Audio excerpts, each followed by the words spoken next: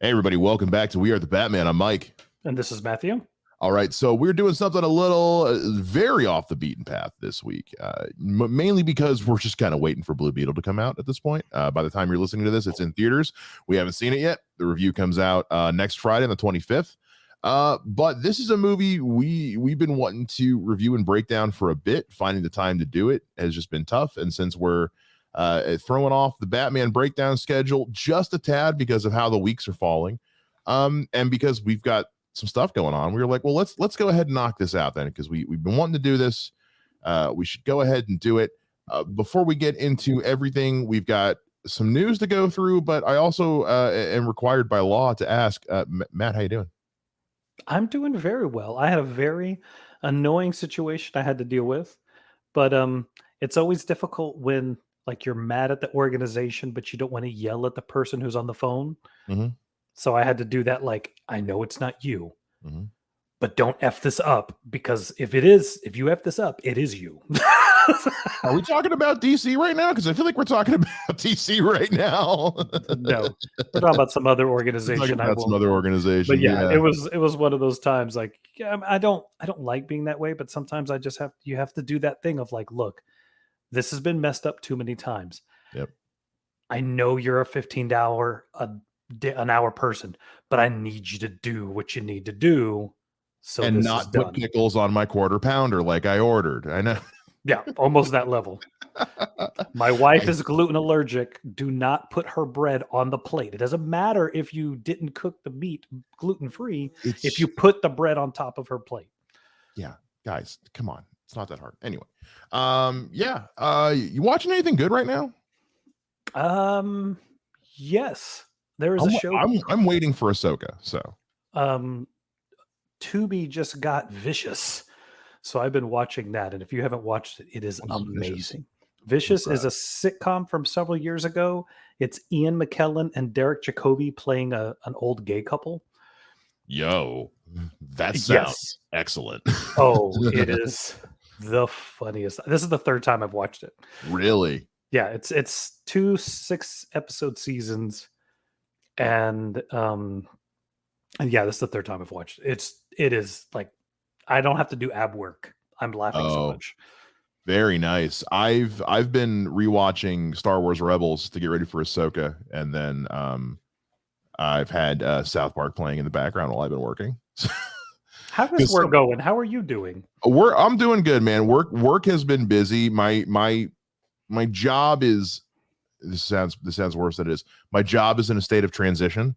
We're shifting around duties as far as who does what in my department at work, which is cool because it's actually it's opening up an opportunity for me to take on a new project at work that I'm really excited about. But we have to wait until certain details are fine-tuned, and unfortunately I cannot say more about it than that for a lot of different reasons. We'll talk more off the mic, but yeah, no, it's going good. Perfect. Yeah, I like it. All right, let's throw into some quick news. I have something you're not aware, you're probably not aware of or weren't expecting, and apparently you've got something for me too. I'm gonna go first. So, The Dark Knight, for the longest time, has had the outstanding honor of being the single most financially successful movie Warner Brothers ever put out. Yeah, I saw this already. Yeah, it's the greatest thing ever. Well, unfortunately, the Dark Knight is no longer the most profitable Warner Brothers movie at all time. That is Barbie. Yes. Barbie is now Warner Brothers' most profitable movie, beating out The Dark Knight. And can I just say, what a world we live in. And you know what else? Barbie is the fastest movie Warner Brothers has that crossed $1 billion. It is. It's also the most successful female-directed movie, the first female-directed movie to, or no, because Wonder Woman crossed $1 billion. Did it come close? I don't think it did. It did. I'll check while you vamp. Yeah, but anyway, I haven't seen Barbie yet. I really do want to see Barbie. It was I went and saw Oppenheimer opening weekend. I'm broke, so I can't go see every movie when it comes out. My options at this point were then, okay, Barbie or Oppenheimer. I chose Oppenheimer. Then it was Barbie or Blue Beetle. I'm going Blue Beetle. I'm going to see Barbie eventually, and I hear it's incredible. The other two of the three mics have said that it's fantastic. I would like to see it. sooner rather than later. But just the fact that that I felt like it behooved us on a Batman podcast to acknowledge that The Dark Knight is no longer the biggest selling Warner. It's Barbie, and just what a time to be alive. Yeah, it's interesting. I haven't seen it yet. We nearly went to go see it. And Okay. then a family friend was like, "Hey, are you taking your kids?" And we're like, "Well, we were going to." And they're like, "Yeah, you might not want to do Might not that." want to do that. Yeah. So I've heard good things about it, but at this point, we need to watch it first and then maybe let the kids. I don't know. That's We may end up waiting for streaming. It just depends. what I've heard is that it's not so much that it's like risque or anything like that. Yeah. So much as it's just heavy. Yeah. It's not the Barbie movie that you may have been thinking it was going to be, that it deals with heavier, deeper themes, which I'm super into, and I would very much like to see it and to see how they approach it. And also it's got Ryan Gosling in it, so of course I'm on board. Yeah, it's not the live action version of the CGI cartoon. Yeah. This is not the Lego movie, but with Barbie. This is an art piece using Barbie as a medium. And I'm weirdly into that. And everything I've heard about, I've had most of the movie spoiled for me at this point, and everything I've heard, I'm like, that's fantastic. I love everything about that. I can't wait to see it on screen. But congratulations to everybody involved in the Barbie camp for taking out the Dark Knight. Who can defeat Batman? Apparently Barbie can. I got Wonder Woman. Wonder Woman did not cross $1 billion. Correct. So yeah. Barbie was the first female directed movie to cross $1 billion. Wonder Woman came close. Wonder Woman came close. 817. Yep. So all right. So that's that's my fun little piece of what's going on in the world of DC. What do you got, Matt? What'd you think of the Turtle movie? I haven't seen it yet. Why not? I have been busy. I have been so very busy. I have not had 5 minutes to myself in about a week and a half. I'm hoping after this week that will change. I'm going out of town here tomorrow at the time we're recording this for some family stuff, and then I'll be back in town to see Blue Beetle on Sunday, and then I'm hoping I'll have some more time next week to go see it because I want to see it so bad. I want to see it so bad. It looks so good. I've heard it's so good. I think I'm going to go see it a second time. Yeah, a lot of people have been seeing it on repeat from what I hear, especially with their kids. It looks so good, and I can't wait. No, I had to go to the bathroom partway through the movie, so I missed like one of the big like mid of the film action scenes that was supposed to be great, and I'm like, Grr! So you and your old man bladder. It's just... Actually, did I have to go to the bathroom or I have to go refill the popcorn? It was probably both. Oh no, you don't get it for refill. No, whatever. You just buy a huge one, then you don't need to get refills. Oh, I buy one huge one and we all share it. You do the large and then get the refills. Yeah. Gotcha. Okay. Two refills. Usually once the trailers are over, refill it. And then halfway through the movie, I refill it. Well, then you make whoever wants the refill go get it. It's me. I'm usually you're the one that wants the refill. Okay. Thought you're like, oh, well, the kids wanted a refill. It's like, well, then you make them go get it. That's why you have children, to send them on errands. Yeah. If I trusted my children not to climb into the thing and just eat popcorn fresh, I would. Bro, I want to do that. What are you talking about? Dude, movie theater popcorn's my favorite snack, and movie theater popcorn just. Yeah. Well, the theater we go has the thing that you dispense it yourself. Oh, so you just walk out there and go back to the theater. All our theaters are Cinemark. They're all behind the counter. But we also get Pizza Hut and booze at ours. So there's versions of that here. Yes. Yeah. Okay. Yeah. You have to pay ballpark prices for that booze, but you can get booze. As a guy who used to live down south, I'd never seen that before. So that blew my mind when I moved up to Ohio. All right, I'm going to go on a segue unless you keep going. No, please go. Get me off this topic. It's fine. Good. Okay. No. So the one of the places here is called the Movie Tavern, and they sell like full on 30-ounce giant mugs that you can buy beer out of. And it's just a big old glass thing. And if you bring it back every time you go, they refill it for like a minimum cost. Oh, excellent. But you have to lug that thing around. Big mug. It's a But big mug. I have one here at the house for drinking beer out of, and I barely use it because it's a big mug. It takes yeah, up a lot of it table gets space. it gets warm. And it gets warm. And there's no way that fits in the cup holders No, at the movie yeah. theater. So you got to hold it the whole damn time? No. It's called the movie tavern. They're designed to have there's like tray across the back Oh, of the you got row. the tray things. Okay. One of our theaters, we have a couple theaters that are like they're like fancy theaters where you can like get like full dinner service. Correct. Yeah, that's what this And is. so they've got the tray. Yeah, okay, so they got the trays. Okay. Yeah. So. Gotcha. But then even the one that we go to, it has like, like the old school where the tray can move in and out. That's what they have for you to put all your stuff. So, okay. Yeah, man. Movie theaters are awesome nowadays. Now that we have the leather recliners and the reserved seating and the tables and all of that, I cannot believe we lived without it for as many years as we did. I can't believe it took so many other places. Like I've been doing reserved seating for the past like 10, 12 years. It's a long time to roll out nationwide.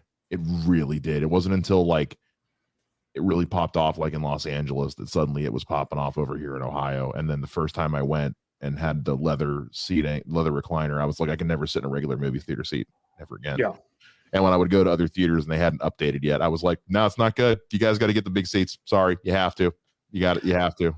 Well, and the thing I like about it is it kind of relieves the stress of I've got to be there for a good seat.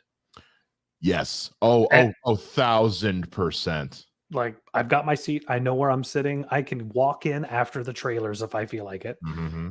Yep. So exactly. All right. So that's going on with us. We've been having a good time. We hope you guys have been too. And we're going to keep the good times rolling as we do a breakdown of 1994's The Shadow.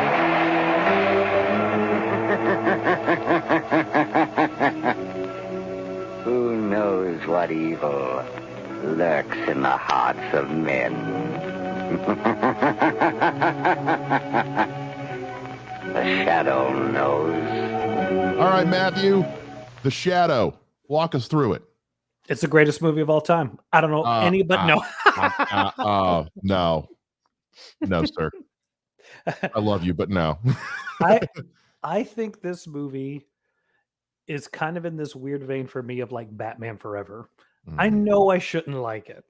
I know it's kind of cheesy, but I just love this movie. And similar to Val Kilmer and Batman Forever, it's all Alec Baldwin as the Shadow. He is now I can't say he's fully invested in what he's doing, but he's fully invested in I've got the biggest in this movie, and I'm just gonna swing it left and right as I'm walking through these scenes. Swing low, sweet chariots. Yeah. The man doesn't have to wear knee-high socks. That's all I'm saying. Yeah, he is swinging some major BDE in this movie, and he is letting everybody know. If you don't know what that is, kids, Google it with your parents' permission. Look it up on Urban Dictionary. Alec Baldwin, because like it's not like this movie doesn't have a stacked cast. I mean, John Lone, Penelope Miller, Peter Boyle, Ian McKellen, Jonathan Winters, Tim Curry. I mean, it's a hell of a stacked cast. But Alec Baldwin is. I feel like every character is making their own movie in this movie. I feel like every actor is making their own movie. Yeah, so it's a little all over the place. But whichever movie Alec Baldwin is making is the one I'm here to see. And when that's the movie we get. Oh, yeah. Now I will say this movie's dated as hell. this movie has not aged well in any respect of the term. Well, and I think what it is, this is one of those movies that has been so forgotten that no one's upscaled it to make it HD. No one's cleaned it up or remastered it. It's just that DVD quality is the best you're going to get out of it, and it does kind of show when you're watching it on HD TV of like, yeah, this is kind of weird. But no, I think the Shadow's one of those characters I was aware of before the movie. Were you aware of him before? I mean, I know the movie's kind of out when you're younger. So 94, I'm 5 years old. So this is my first exposure Now, my mother, like the trailer comes out, she took me to see it. No, she rented it for me, and then there were a few scenes she really wished she had that I hadn't seen, because they were just a little scary for a kid, a little violent. That knife is so creepy. That dagger is so creepy. But no, so I didn't. But my mom explained to me like, yeah, it used to be a radio show and a comic strip, but again, it's 94, so it's not like I had the availability to like I'm sure if I went and looked now, I could find the old radio dramas somewhere on the internet. Yeah. And I actually I kind of hope that's true, because I'd like to check those out. They're interesting, like, because Orson Welles did a season or two. Really? Yeah.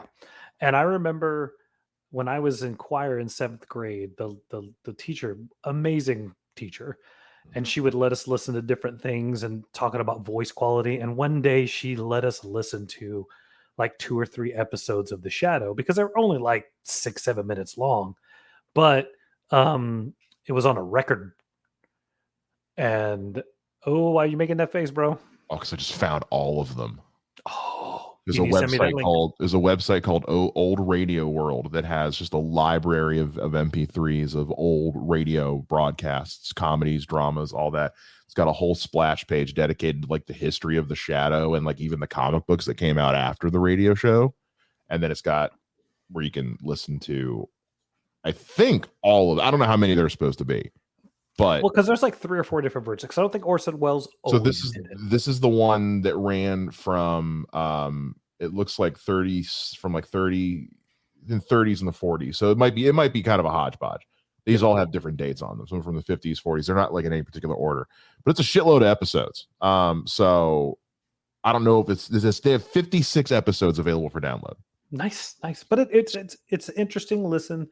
And it was cool because she played them on records for us. Mm-hmm. So as much as some people might find that noise annoying, it just made these things creepier, because even though they don't lean to it as much in the movie, like the Shadow's not exactly a nice guy originally. No, he's not like a superhero. He's the original anti-hero. Yeah. He's the original anti-hero, because this is before Batman. Yeah, when the Shadow's created. Yeah, a lot of the stuff of both Superman and Batman come from the Shadow, with the double identity, the side chick or whatever, because her name's, oh my gosh, her name just suddenly escaped my something Lane, Margot Lane. It's like Margot. But no, it's interesting to see that this is one of those times where I'm like, why did you guys pick this to be a movie?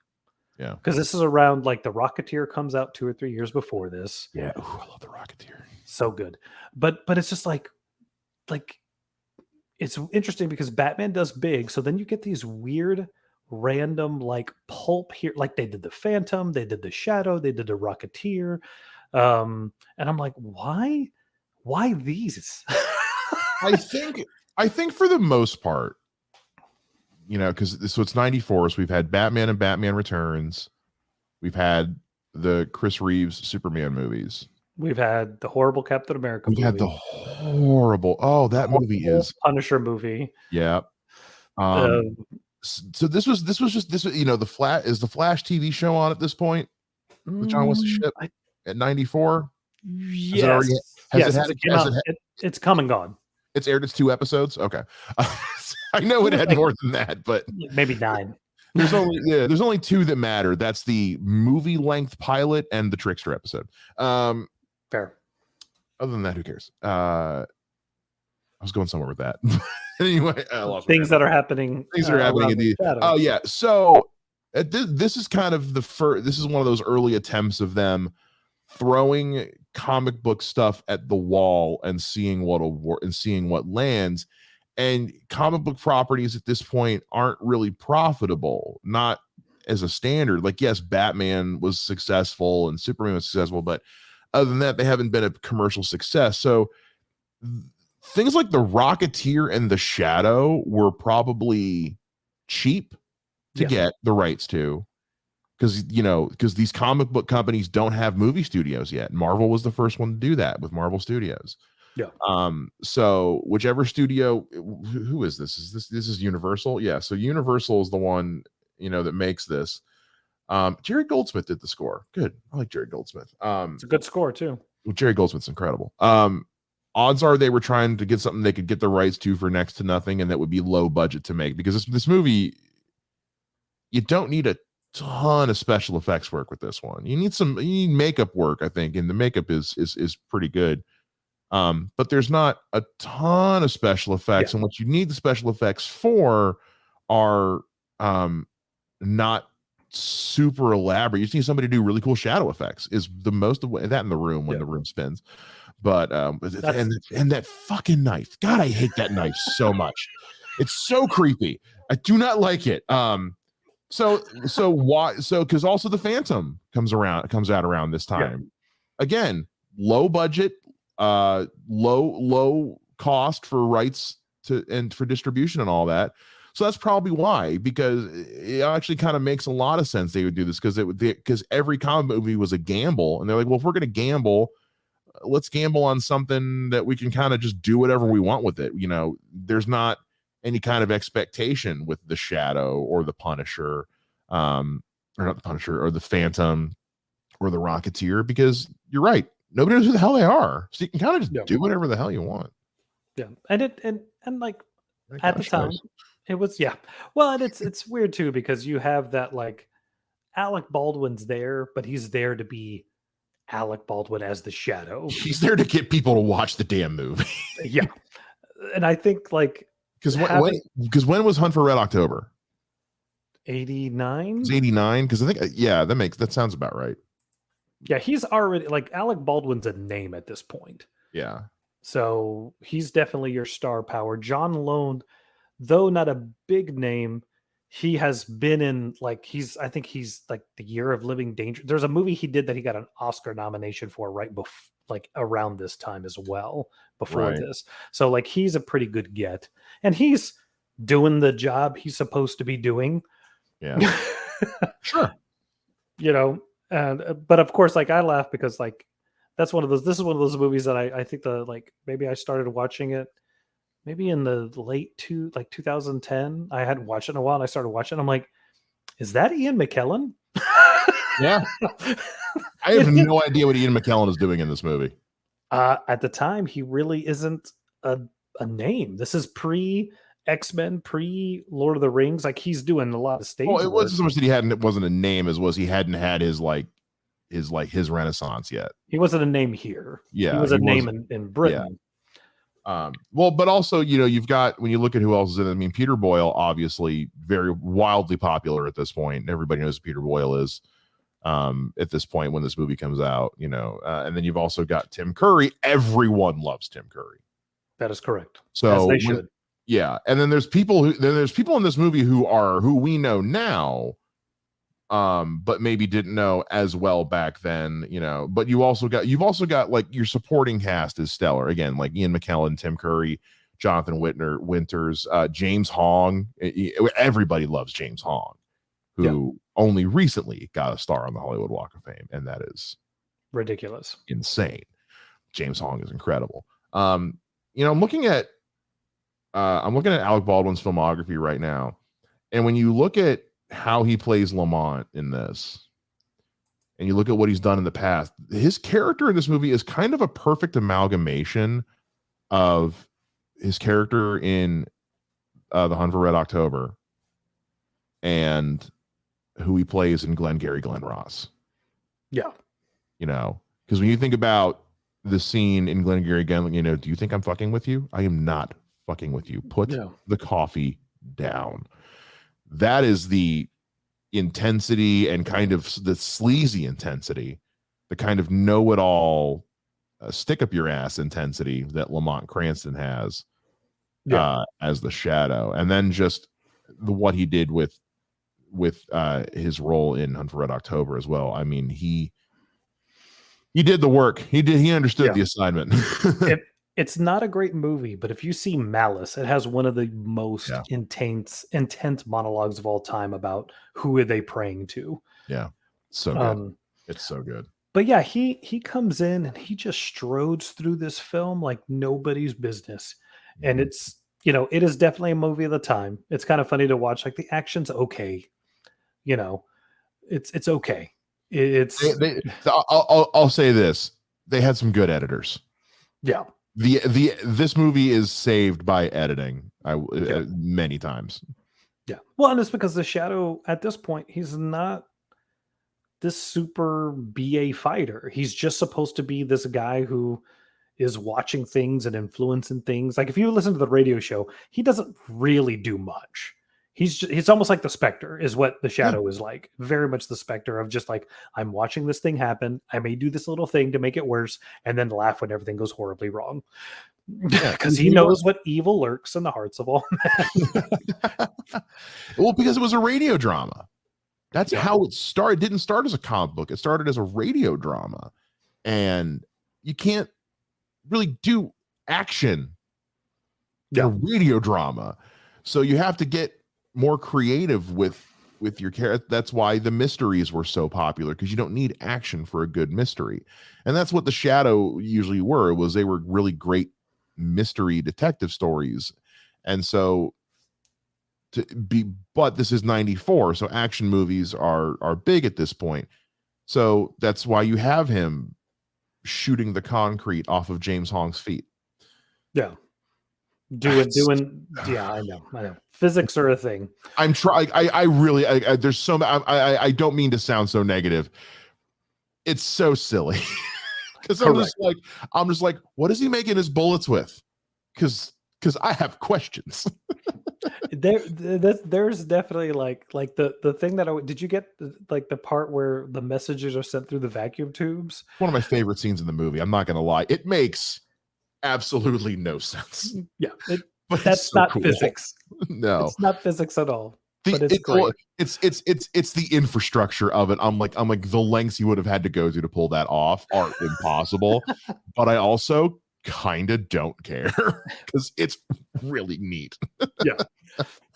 Yeah. It's so I think that with him taking it as seriously as he does, with John Lone taking it as seriously as he's, and even Penelope Ann Miller, like they're dialed in enough, that like you're not watching how it's. I always call it the bad boy syndrome. Like the movie Bad Boys with Will Smith and Martin Lawrence makes no sense, but because you're so invested in those two guys, you don't care because you just want to see what they're going to do.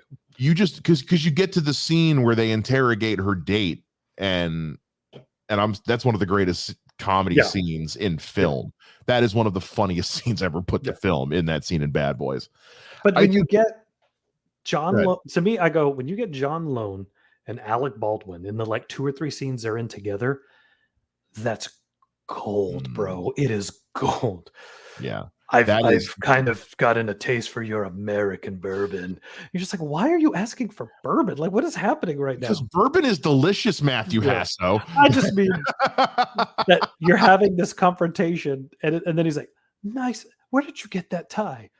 Brooks and Fifth Avenue. You're a madman. And then the next scene, he's wearing that tie. Did you notice that? I did. It was excellent. That was very good. Alec Baldwin, John Lone, and Penelope Ann Miller are all 1,000% dialed into this. Are dialed into the movie they're making. The problem is all 3 of them are making 3 different movies. Correct. Yeah.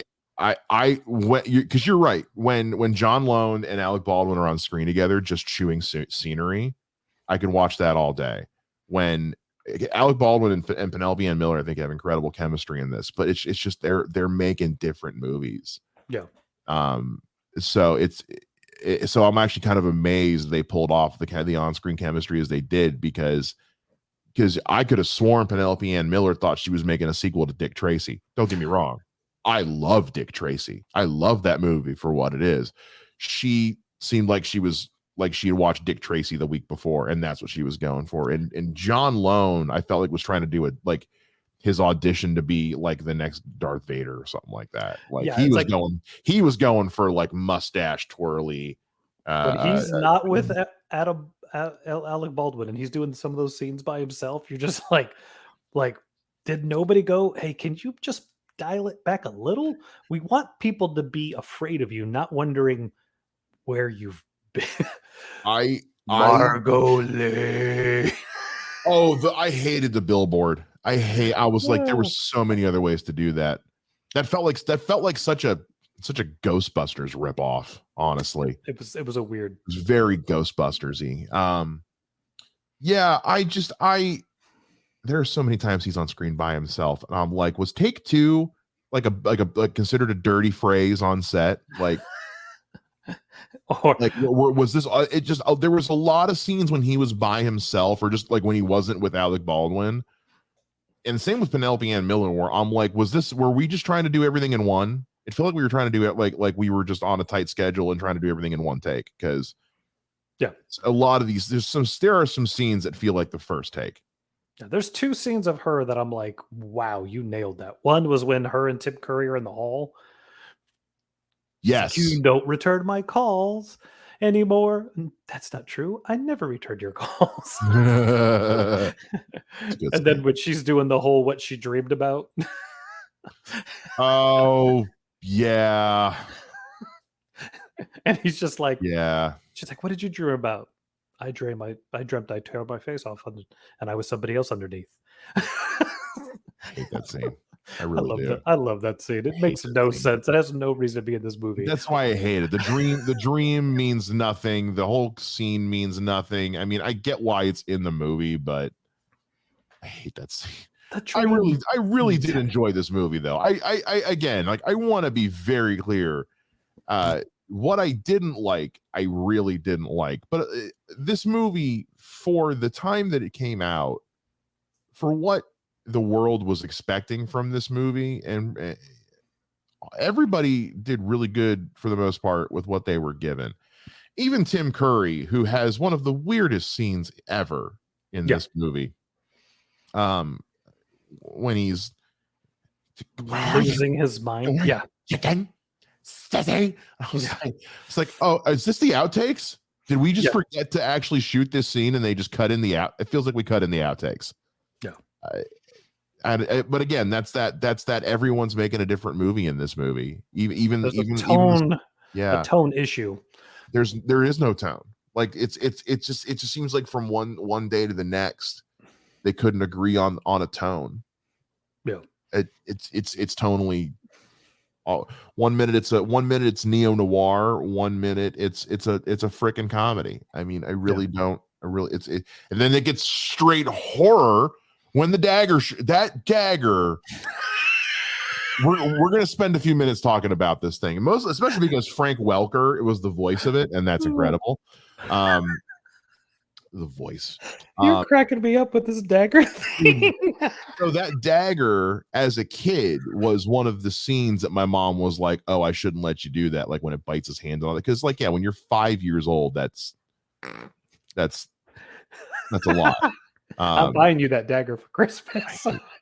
But then watching it as an adult, I mean, yeah, I'm like, it's just not fun to look at. It's not fun to watch on screen. The scenes are uncomfortable. I hate that dagger so much. I hate everything about it. I also feel like ultimately it doesn't have to be in the movie. But it is the culmination of his story arc, because at the end he learns how to control it to the point where he can control anything, which is what I liked.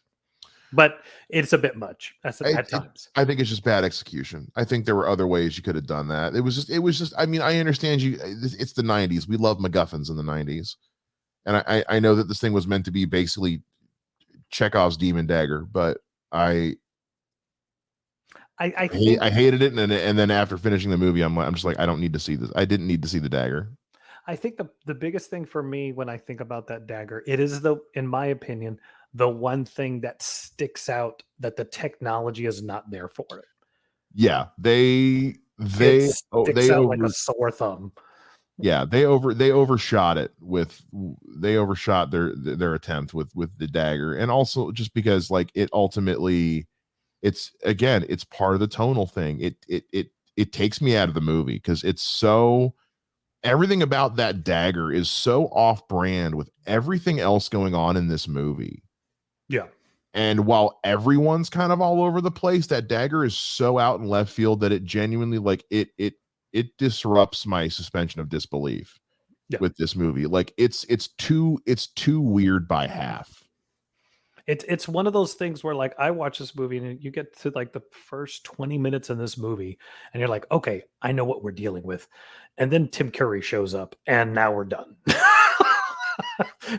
And then it just is all over the place. Because even like when Shao Kahn shows up and he does that whole weird thing with the at the museum, and I'm like, why this is that's a bit too playful. But no, I like the movie. I think it's really cool. I do think it is dated, but just watching, in my opinion, like just similar to Batman Forever, like watching Val Kilmer be this great Batman, watching Alec Baldwin be smooth as lemonade, hot like a paper plate as Lamont Cranston, and then just be menacing at times as the Shadow, I think is really cool. And it's he's the reason to watch the movie. It really is him and the scenes between him and John Lowe. The rest of the movie kind of goes back and forth, but it is this is one of those movies.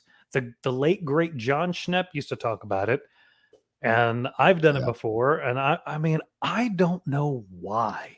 This is one of like 3 or 4 comic book properties. I don't know why we haven't rebooted this. I don't know why either, honestly. When you look at the resurgence of niche, nostalgic comic book stuff we've gotten in recent years or that we know is coming, especially with like some of just the truly outlandish stuff James Gunn is pitching for the DCU. We're getting to see things like, you know, Werewolf by Night crush like it did on Disney Plus, or, you know, the Guardians of the Galaxy, for crying out loud. I mean, it, and we've shown that, and if anything, that's proven that like people will show out for a good movie. Regardless of how obscure the IP is, people will show out for it. So I think something like The Shadow is absolutely primed for a reboot, for another attempt in the current landscape of comic book properties being made with the movies and shows we're getting. I think we are well past due for a reboot, for another attempt at The Shadow. Yes, I think so. And with that in mind, I think we should do one. I think we should pitch one. Not today. Sure? We are just about out of time, folks. But I think you're absolutely right. So look, we like this movie. We think this movie is quite good. Is it dated and problematic of its time? Yes. But I think it's a good movie, and I think it's a property worthy of more consideration. And sometimes watching a movie that's a little older just to have fun watching what it is for what it is. Yeah. It's a good, like, put it on TV. We've been doing that. With these Batman movies. Going back and, you know, I rewatch the 66 one, you know, probably once a year, 89, but like going back and like rewatch, I hadn't watched Batman Returns in forever. I hadn't watched Batman Forever in forever, and rewatching it now and being like, hey, you know what? There's stuff to like. And same with The Shadow. It's like, man, there's stuff to like here. And I'm gonna rewatch Batman and Robin. We'll see. So just cause, but yeah, so check this out. If you, I don't know where it's streaming, if anywhere right now. You have to pay for it to stream. Is it on Amazon? I think it's on Amazon. It's not on Max, because I don't think technically it's not Warner DC. Brothers. It's not Universal. It's not a DC. Even The Shadow itself, I think, is owned by, or no, I think it might be public domain. Let me see. You know what? No, I don't think he is. I think Shadow. Because Let's see. it's from 1930. It's 1930. So let me check. I don't think he is. Shadow? Probably should have looked this up before we did this, but I mean, it's been done by. Well, I take that back. You know what? DC did publish some Shadow comics in the 70s and 80s. So 2027 is when he will enter public domain. Okay, so I have 2 years. I have no doubt in my mind that when he hits public domain, DC will snatch him up, because you know what? They've started to become tied in with Batman. Because they did a Shadow and Batman crossover comic in 2017. Yeah. So I think Dynamite Entertainment has them currently. Okay. It can be rented for $4 on pretty much every single streaming service, but it's not free anywhere. Okay. Well, that makes sense. If it's not owned by Disney or Warner Brothers, then that makes sense. But with that being said, we do think we think it deserves another shot. So next week, as we said earlier, is our review of Blue Beetle. But the week after, and then the week after that is our Batman and Robin review. But once we get past our regularly scheduled programming, look forward in a few weeks for we haven't pitched a movie in a while. We used to do a lot of pitches, and we haven't pitched anything in a while. So we're each going to pitch our own idea for a reboot of The Shadow on the show in a few weeks. So look forward to that. I am however, going to set one rule for that. What's that? It can't be me. Well, yeah, the rule is specifically for you. You're not allowed to use Chris Evans. For those who don't know, on Matthew's old show, Fanboy Junction, they essentially they pitched a new cast and crew for The Shadow for every movie we did, almost every movie that they did, of which I got to do a few. And but for Matt's pitch on that, he pitched Chris Evans at the time to be The Shadow. You can't use him again. I want it on the record. That's fine. You know what? I was thinking about it. I was like, I need to go back and review that episode, and I'm gonna set my own rule and say I can't use anybody from that thing, and that sucks too because I had a really good Shao Kahn. But you know what? It'll be fun to put him some new, just take another pass at it. And this is a movie I haven't thought about in a long time. So this will be and we've got a few weeks. So this will be a cool chance for me to do some research, and maybe I can find. I'm going to listen to some of these radio dramas. Now that I know that I'm going to send you the link to this too when we get done here. I'm going to listen to some of these because, ooh. Now that I know these are out there, I can't wait to listen to these. There's 56 of them, so I got plenty to listen to. All right, guys. That's it for this week. That's what we think of The Shadow from 1994. Excuse me, hiccup into the microphone. Go watch it if you have the means to do so. Please do check it out. And next week again, Blue Beetle review, and then our Batman and Robin breakdown as we just savagely tear that one to pieces is coming the first week of September. On September 1st. So look forward to that as well. Make sure you guys let us know what you think of all this, what you think of the movie, what you think of everything in the world, what you think of tacos. I love to know what you think of tacos. You can let us know about all that over on Twitter at We Are the Batman. You can find me on Twitter at Mr. Mike Shea. You can find me at Mr. J Ninja. That is going to do it for this week on We Are the Batman. We will see you guys again next week. Same bat time, same bat podcast channel. Bye-bye.